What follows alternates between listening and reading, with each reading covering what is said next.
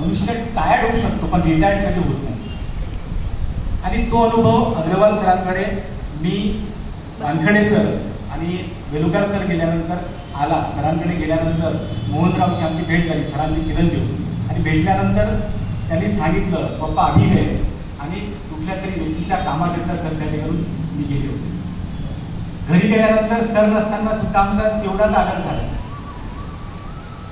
त्याचबरोबर या सभागृहामध्ये महात्मा गांधी नाही आहे, महात्मा गांधीची प्रतिमा सुद्धा नाही, परंतु मला महात्मा गांधींच्या सत्याचा प्रयोग मला या ठिकाणी करायचा आहे. मला प्रामुख्याने सांगायचं आहे की जेव्हा जेव्हा मी चुकलो असेल, मला 2 प्रसंग सांगायचे. 5 नंबरमध्ये म्हणजे प्रत्येक 12 वर्षाचा सहवास सरांसोबत मला लागला. तो सहवास लागताना काही कडू आणि गोड आठवणी असतात. 5 नंबरमध्ये सरांचं काही प्रसंग घडला.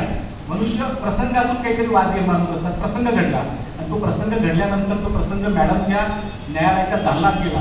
आणि दालनात गेल्यानंतर मॅडमने जो न्याय आम्हाला दिला, सरांनाही समजून सांगितलं, मलाही समजून सांगितलं. आणि तिथपासनं सरांची आणि माझी प्रेमाची गोडी अजूनही कायम आहे. आणि कधीही जेव्हा मी बाहेर गेलो, सरांनाही पान आवडते, मलाही पान आवडते, मी आवर्जून प्रेमापोटी सरांसाठी पान आणत असतो. दुसरे सत्कार मूर्ती आहेत अनिलजी. अनिलजींना मी वारंवार सांगत आहे की तुम्ही रिटायर झाले नाही, कारण त्यांच्याकडे बघितल्यानंतर रिटायर झाले असं वाटतच नाही. आणि आजही येताना त्यांना म्हटलं की तुम्ही रिटायर झाले नाही. त्यांचा मुलगा सुद्धा आमच्यासोबत ज्युनियर कॉलेजला होता.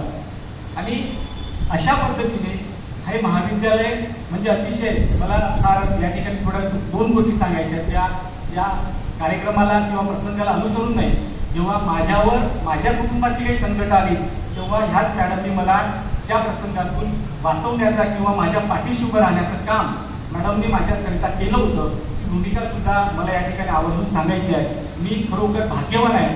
भारतीय विद्या मंदिराच्या परिवारामध्ये मी नोकरी करतो. याबद्दल मी भारतीय विद्या मंदिराचे सर्व पदाधिकाऱ्यांचं मनापासून आभार व्यक्त करतो.